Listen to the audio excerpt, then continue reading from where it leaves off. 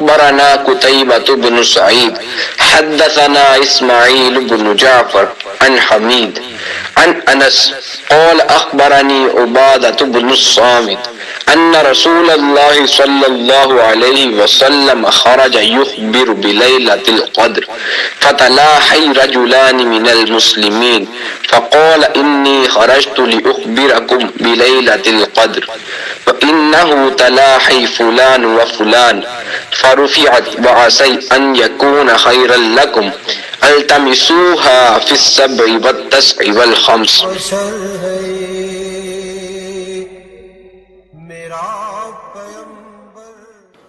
نبی کریم صلی اللہ علیہ وسلم اپنے حجرے سے نکلے، لوگوں کو شب قدر بتانا چاہتے تھے وہ کون سی رات ہے۔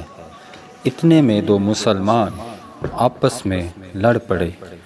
آپ صلی اللہ علیہ وسلم نے فرمایا، میں تو اس لیے باہر نکلا تھا کہ تم کو شب قدر بتلاؤں، اور فلاں فلاں آدمی لڑ پڑے تو وہ میرے دل سے اٹھا لی گئی، اور شاید اسی میں کچھ تمہاری بہتری ہو، تو اب ایسا کرو کہ شب قدر کو رمضان کی 27ویں، 29ویں، 25ویں رات میں ڈھونڈا کرو۔